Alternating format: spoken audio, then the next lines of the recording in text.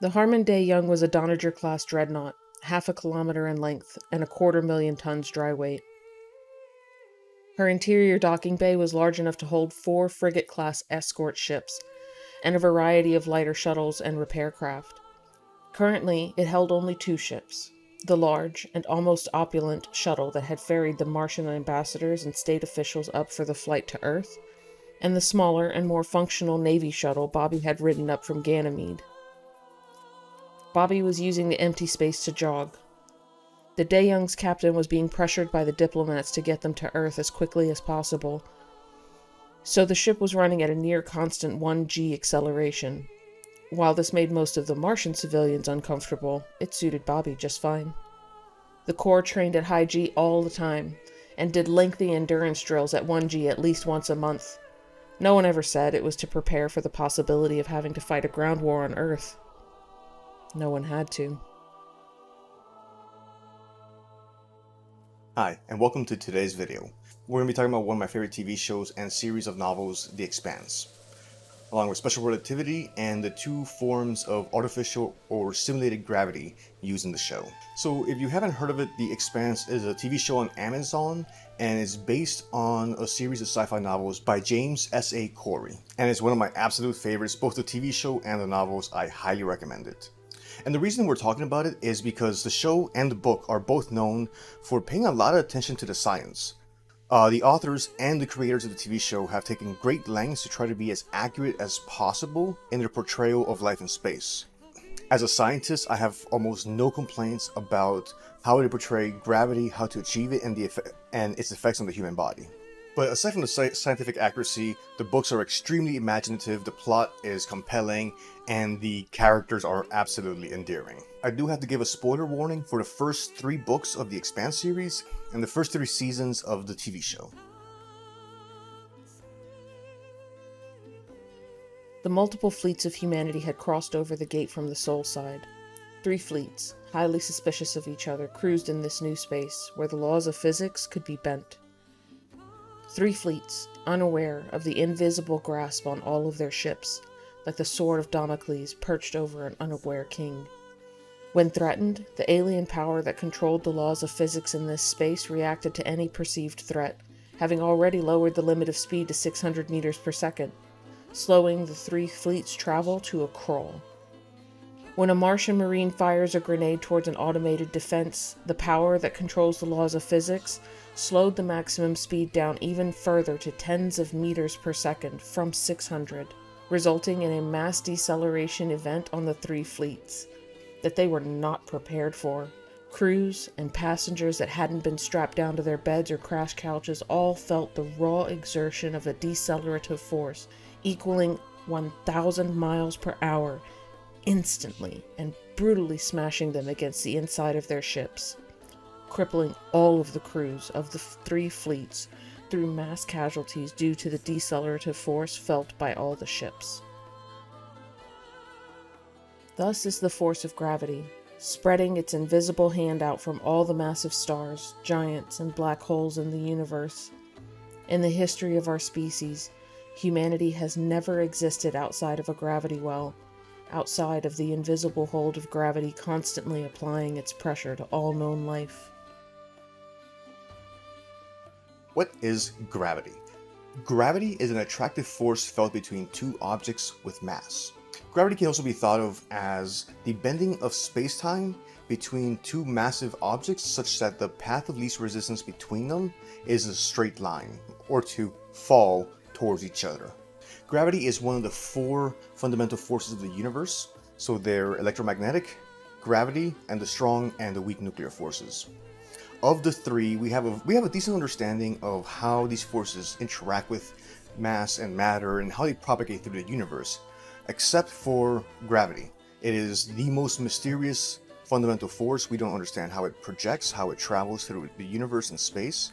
We also don't understand why it bends space-time the way that it does. When we look at electrical charges, we can have positive and negative, so we can have a positive electrical force or a repulsive electrical force. Same is true for magnets. With gravity, you can only have an attractive interaction. Since there's no such thing as negative mass, when mass interacts with mass via gravity, it will always attract. Einstein's theory of special relativity ties the concepts of acceleration and gravity. So acceleration is a result of a force acting on a mass, F equals ma, where force equals mass times acceleration. Einstein's theory of special relativity tells us that gravity can also be modeled as an attractive force, which then results in acceleration as well, drawing a parallel between acceleration and gravity. And force applied to mass results in acceleration. Humanity recently detected its very first gravitational waves via the LIGO observatories. LIGO stands for Laser Interferometric Gravitational Wave Observatories. Two in the United States, one in Louisiana and one in Washington State, so in opposite sides of the country. There's also many other observatories in collaboration internationally. In Japan and Italy, I think, are the other two big ones. These gravitational wave observatories utilize interferometry as an instrument to detect very, very small fluctuations in space-time. The observatories are composed of two arms in 90 degrees, and basically they're using some of the properties of waves of light to measure differences in path travel between the arms due to space-time fluctuations.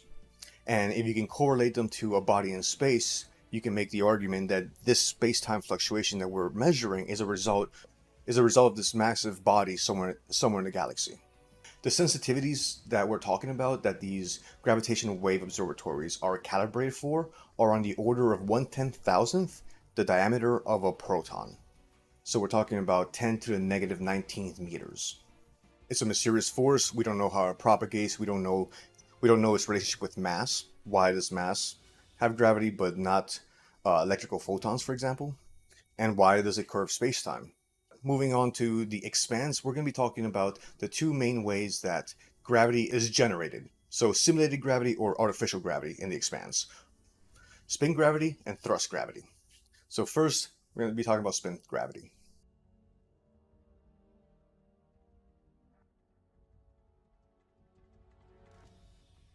Tycho Station, the belt headquarters of the company, was a massive ring station built around a sphere half a kilometer across, with more than 50 million cubic meters of manufacturing and storage space inside. The two counter-rotating habitation rings that circled the sphere had enough space for 15,000 workers and their families. The top of the manufacturing sphere was festooned with half a dozen massive construction Waldos that looked like they could rip a heavy freighter in half. The bottom of the sphere had a bulbous projection 50 meters across, which housed a capital ship-class fusion reactor and drive system, making Tycho Station the largest mobile construction platform in the solar system. Each compartment within the massive rings was built on a swivel system that allowed the chambers to reorient to thrust gravity when the rings stopped spinning and the station flew to its next work location. The vessel it was constructing dwarfed the station. Radar returns told Holden the ship was just over 2 kilometers long and half a kilometer wide. Round and stubby, it looked like a cigarette butt made of steel. Framework girders exposed internal compartments and machinery at various stages of construction, but the engines looked complete, and the hull had been assembled over the bow. The name Nauvoo was painted in massive white letters across it.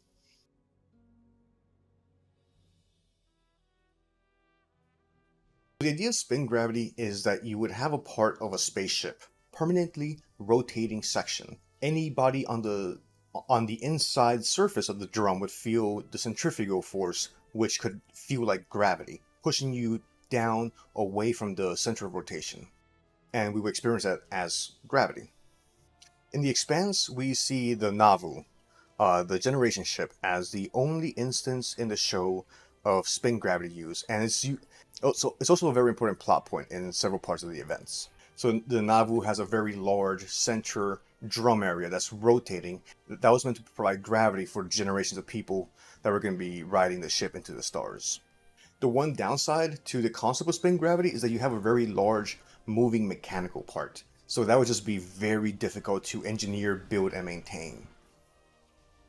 The advantage is that it's the form of gravity you want to use for something stationary. So think of something in orbit like the International Space Station.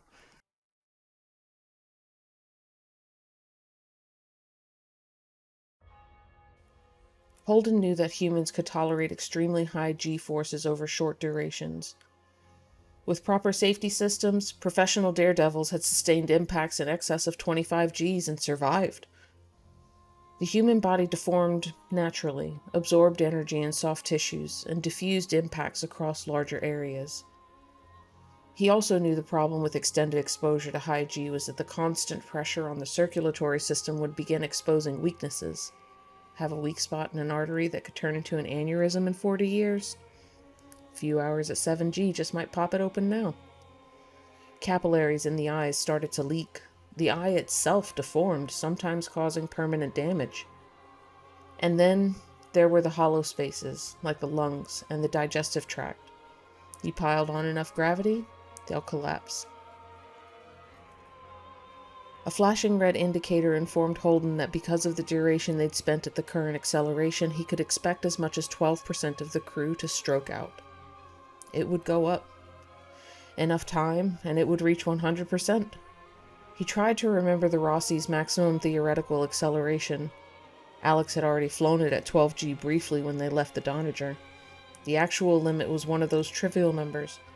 A way to brag about something your ship would never really do. 15G, was it? 20? Now, for the second type of gravity used in the Expanse is thrust gravity. So the usage of thrust gravity is the one that you will see the most in the Expanse. It's the form of generating gravity, or a force that resembles gravity, that is the most inherent to any traveling spacecraft. Every spacecraft will already have some means of propulsion, an engine, which generates force that creates an acceleration that could mimic gravity. An important nuance is that it doesn't matter your velocity or your speed, it's about acceleration. So you have to be under constant thrust or constant acceleration to continually experience gravity. The gravitational effect of thrust gravity is also proportional to the force or the acceleration, so it's variable. At low thrust, you would feel very light gravitational pull, so think of like being on Mars or the moon. And then on the other side, very high thrust acceleration can apply many G's of force down your body and cause severe damage. And that's also a major plot point throughout different times in the Expanse. The human body evolved under 1G conditions. Obviously, everything's calibrated around the Earth. We can very easily adapt to lower forms of gravity, although with time that will bring atrophy of the muscle and the bones. But you can survive it. The same can't be said for the other side. So the human body very quickly starts suffering and not being able to function or even stay alive under high G forces. The only time somebody will experience that, it would be someone in a jet fighter. And in the Expanse, there's multiple times that we see the effect of either A, a rapid deceleration, or B, the effects of very heavy acceleration, such as the case of the slow zone and the slingshot into the ring. While the show generally does a fantastic job with its detailed attention to being scientifically accurate, if I had to nitpick, the only issue with the TV show and not the book is that in the show, gravity is either portrayed either on or off, either 1G gravity or no gravity. In the book and reality, you would have microgravity, so phases in between. On the moon, you would be about 0.3G. I think Mars is close. It would be a little bit higher on Mars, but not quite close to 1G as here on Earth. It's nitpicking. Having microgravity would be extremely difficult to film, and it wouldn't really add anything to the show. In the end, it's not the main reason you're watching this show, but just in the sense of fairness, I wanted to present at least one major criticism, and that would be the lack of portrayal of microgravity in the TV show. In the books, it is mentioned and addressed, but in the end, I absolutely recommend the novels and the TV show. Very fun read, amazing characters, very thorough and imaginative world, intriguing politics. There's a total of 9 books, so enough to keep you busy for a little bit, and the TV show is on Amazon. The creators of both took great pains to try to make it as accurate. As someone that spent some time in the sciences, a lot of time in the sciences, they did a fantastic job. They're very thorough and they took their time. So anyway, that's our video for today about the Expanse, gravity, and the 2 forms of gravity in the TV show. Let me know by liking or in the comments if you like this type of content. Thank you very much.